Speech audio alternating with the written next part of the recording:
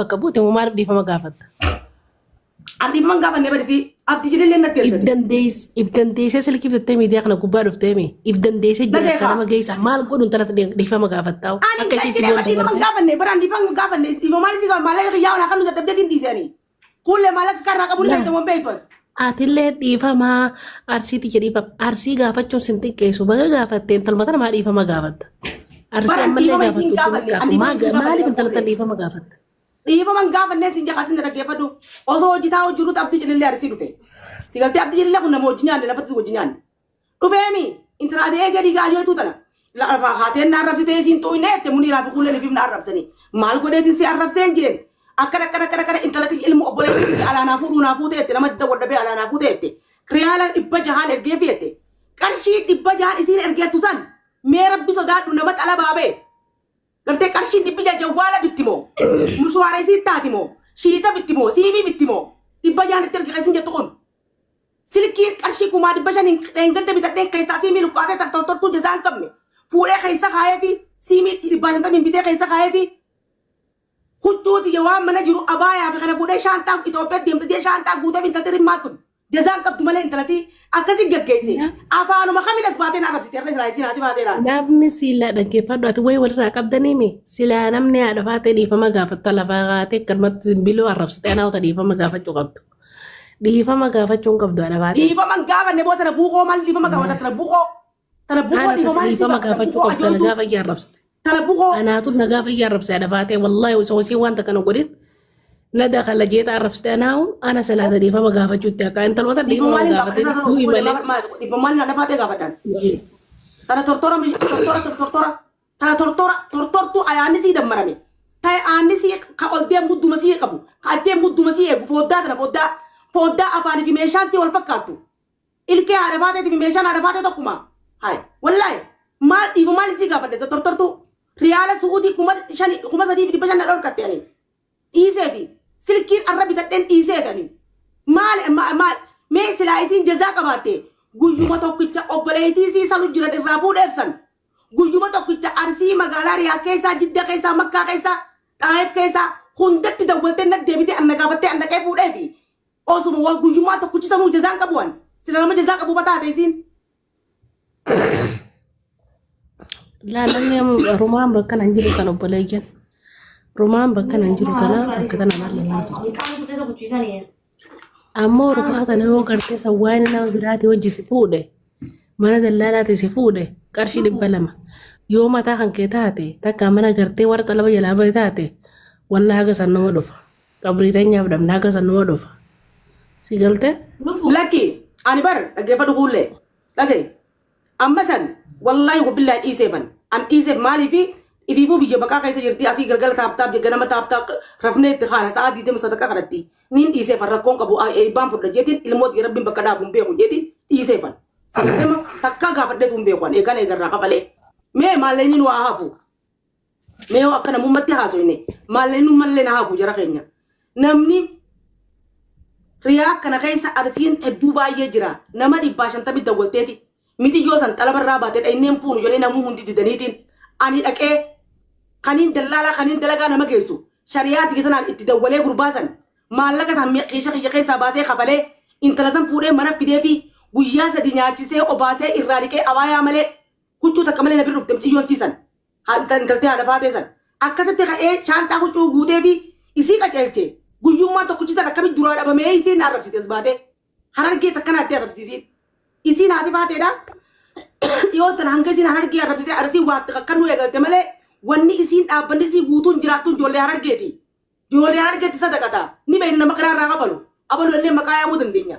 Nuun dhaabbattee gattee si haati faate yoom guyyaa takka ijoollee arsii karaarraa qabaltee beekti. Tortortuun tun taafaan meeshaadha taafaan qulxaa taafaan ajaa ta dhiiraa jettee kaatee biyya meeqa dabartee gartee dhayixee isii fuunfatee ajaa hafuura isiitiin itti dhiyaachuu dadhabe jee aashitti irra fuudhe tortortuun tun. Nama itti akkamitti dubbatti ol baate muniiraan bar bishaan irra taliidha. Muniiraan bar takkaa ilmoo siin dhoysine. Ajaatan tortortuu kaa gara qabne ilmaan gurguddaa ilmaan qabuun deemti bar haati abaatee akkoodhaa bar warra balkaa ba akkoo bar. Joolleen isin akkoo taatuuf kutaa jaajaa baratti. Jolle lisi akko taatu akkon tun akko manooyeen. Nalage hawde. Silaawni silaafte taate anqaate kana hojjete dhaggeeffatti. Dhaggeeffatti sila. Indeemtu sila. Maal jettire? Akkon as baatee fiiftara firra keessee ta'u fuula udaanii tun. Munira hojjetu taachuu feeti. Wasakni. Wallahi. Udeena raaga banaa. Akkon dubra guetu. Dubrummaan teessee tarsaatee jirti tarsaa. Ayla sillaase tarsaa. Amuna biile nuraadis ni qabaana. Wallahi billahi. Nuraadis emma ni qabaana. Galteema michitti ajootu du'eetiin isii caalaani. Du'ee haadha sadaqaadhaa. Oi Munira lubbu intali tarmasiti. Wallahi tasiiti. Warabbal kaaba tasiiti. Balle wallahi. Wallahi duraanuu itti xiqqeessite bara kuma sadi gaafachuu ati kuma sadi namni amma faa namni kuma sadiin xalabaa irraa baa lubbu itti xiqqeessite. Kuma sadii biti bara kuma sadii dhibba jaan sanuu kan naan jaanii dhibbi ja isii biratti maallaqa miree xalaba irraa intala qarshii kuma sadii fi dhibba shan karadhee isiidhaa baasee nyaachisee obaasee gartee ma qarshii dhibba jaan irraa fudhatte gu'ettos gubbaa teessee meesiin tuni numan qaanfattu. Habibti dhaggeeffadhu isiin amma giiftii sadaqaa kadhatti hin beektu garuu amma ijoolleen xalabaadha kuma saddeetii gad riyaala kuma saddeetii gad eessa baati ati duraanuu itti xiqqeessite lubbu wallahi itti xiqqeessite kuma sadii jechuun taphaa bara. Kuma sadii irraa kabalte bara rakkoon qabu bara obboleetii intala sii haqee fuudheetii fi maallaqa kiyya keessaa baasee wallahi rabbii kanaan irra gaadha yoo irra qaa'e maallaqa kiyya riyaala suquutii kuma sadii fi dhibba shan irraa kabaleetiin. Dhaqee namummaa beeni ijoolleen harargeedhaa gurama godhuu kaatanii beektan namummaa beena nuti dhaqee irraa kafalee taphan gaarii halkan guutuutti bulte tana miti yoo deemuu hin dandeenye tan dhaqee fuudhee wallaahi wabillaa huccuutti kaa'ee qaama sii irraa dhiqee harka kijaan ta dubbachuu hin dandeenye tan bishaan itti qabee asii obaasee. Bangaaliin tuyte duruu tuyte bangaaliin. Banne. Tan tana bangaalii fiintiin halkan guutuurra bulan miti yoo kofa tana guutuu iitaysanii. Taisani butaan tan itti taatu giseen keessan kan takka itoite meechaan wallahi saniin yaa hawla wallahi warabbal kaaba sanii isiin hanjamaa gooti anaa wajjin hanjamaa gooti dhaqee fuudhee fi kabajaa wallahi dullatti rakata gooti bar dullatti dhugaa baay'ee rakata gooti bar caatii ta'e qama isin jetti bar dullatti fokkottuun caatii matee nyaatan ammaaltu gee qoyi isiin akkamitti ka wallahi laazim kaata gooti caatii yetti bar caatii qabaannee bar nuti akka isin caatii dammi abura suura teenya yaa ka garabbi yaa ka ol deemu yaa ka gad deemu taaf godha yaa arsee yaa harargee yaa shawa yaa maarree ka gubbaanti ta'e keessaan itti dhaqaa harkaan itti kan nuti hudduu garsiisaa. Mee namnummaan haadha baatee hirriiba irraa itti kaatanitti miidiyaa itti kaane ni jirtanii humna guddoo tana ta masrii biyya namni dalagatee bulu keessa teessee sadaqaa kadhatti hiriyaasii masrii keessatti warraasii mana jaaru jirti. Si galtee amma tana difiqa sossoo hin dandeenye ta garaa guddaa haadha sadaqaadhaa tana muniiraa mammabar bitoorii muniiraan barbaade araba kana keessa teessee mana bika 77 jaarrattee kan mangisti taa'u jirti tortora ajaa kan lubbuu ta'e dadhabdee gartee ilmaan fuutee biyya arabatti ergitee. As gubbate se kagademu lillahi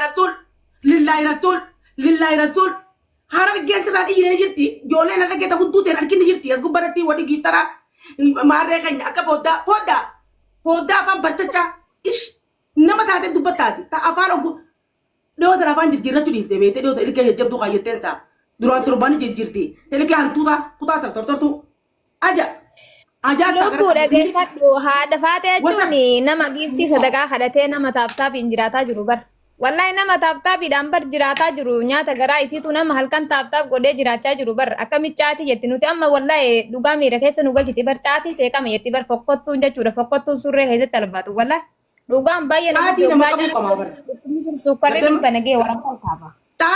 Caatii namatti beekuu qaba nama qabuu qaba si galteemma tana ta'oo mataa mura udaan malee humaan agarree. Tana taafaan ajaa hamzaan funyaasii itti dhiyaachuu dadhabee dhundhuma 88 itti baqate tana tortortu baay'isiin sila guyyaa jaartiin haafiidhaa eenyu maqaasaa Khadiir ilma ombonnaa butaan taa'isii adii tortortuu tana maaligaa baaduu irra ganna qaban yaa joodhe naafi daawwadhi butaan taa'adha baatee san qabdan deemaadha butaan taasii ta'aan laban irra naqan fakkaatu san gartee asii duraan guyyaa inni ol baase gut magaalaa isii jettee battana baaduu Nakkamit ilmi namaa udduu daruu san keessa udduma namaa san keessa baatu na kubbee jira. Nooraa seemana nooraa qarama mana jiru.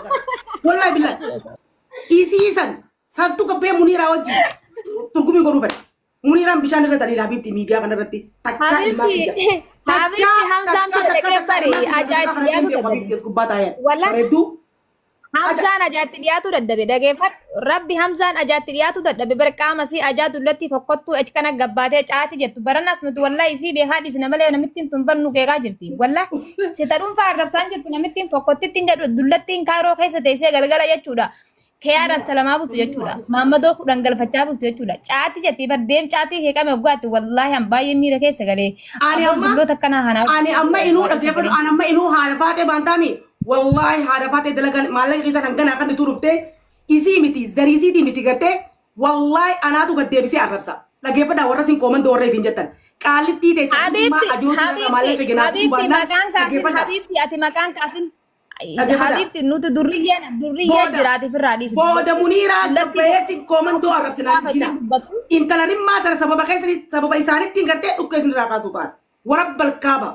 Intalanin maatara sa'aa 24 sababa siitiin arsiin guutuun arrabfamaa jirti. Arrallee dhageessee deebiteen arrabsaa jirti ni agartanii miti. Intala wasaka afaan horshoshaa harargeef kaatee qaxxaamurta meeqa dhayxee Gardema ashittiin jalaalat gootee mucaa keenya urgaawaa san afaan ajootu tortortu goote hija Hamzaa yoo isii dide meeshaan Hamzaa yoo isii ta'uu didde Gardema Muniiraan maal isii goote hay Hamzaa yoo buunfatee dide itti ajooyte Muniiraan maal isii goote ani meeshaa qabaadhee inni keessi dhageeffadhu Muniiraan dhageeffadhu dullatti inni wallahi billahi ismeen ga'u ismee waliin qixxeessa dhageeffadhu hin ga'u si Gardema Hamzaa yoo buunfatee isii dhiise koyeet irraa isii fidee buunfatee isii dhiise riqa garaa gudda garaa san keessa udu'an malee laala mee siin garsiisa siraasiin garsiisa dhiise garaan kan jira gaalaksii tuunu geenyaa fi birraa dhiise Habibti tanaa wajjin waliin qixxaatiin tanan garaa riqa haadha marqaa haadha shuuroodha sa'aa 20 markuma okkoteen shuuroo teetii taan irraa dhufu taan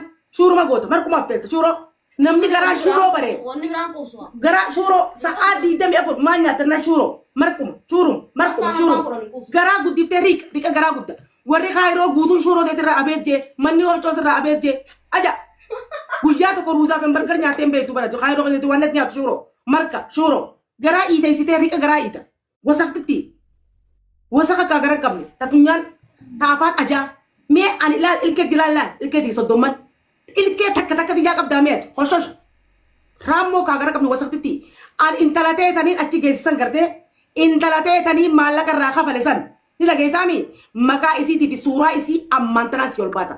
Suuraa isii warabbal kaabaa silaan guyyaa san suuraa intalaa san kaasuu baadhee ammaan bita intalasii dhaabbadhaa.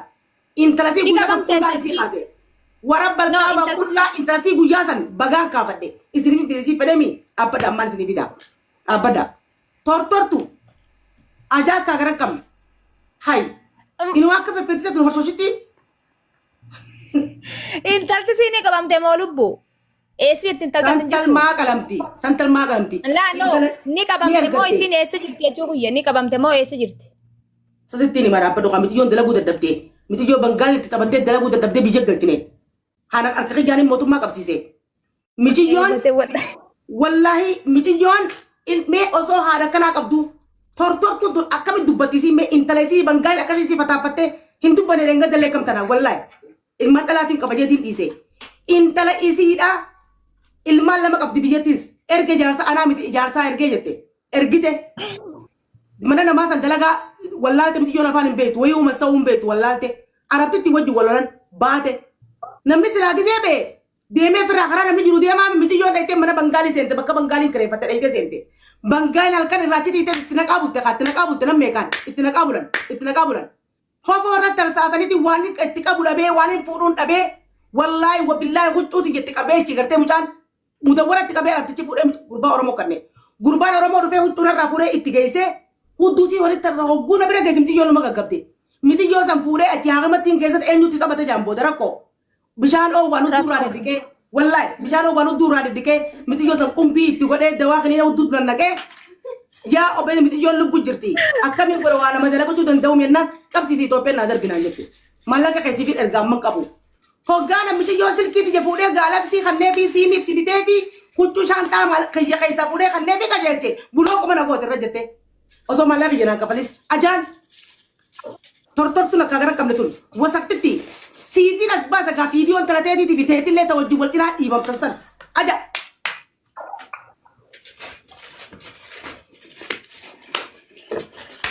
yaa lubbu anamma keessaan dhageeffadhu munira lubbu ani foota wanni intala faa haadha faatee nagarree lubbu keessaan na ergi rabbii jedhi ahi nagarree namichi ani dur beekee ورب الكعبة أمان سير سورة أنت لا تيجي تقول لا guyaa isii fataafatanii viidiyoo irraa mare anaa siyarka ammaa siyarka anaa siyarka kudduusi laga keenya fakkaatti kun walaga diinanii jedhee kakana farsha tajaajilu gocha gubbaa san fakkaatti dadda farsha gootee bangaaliin warra balkaaba oromoo dhageetti hin dhiise duraan haadha baatee ajaa'ibti irra baatee habiibti ajaa'ibti takkaa baatee irra sii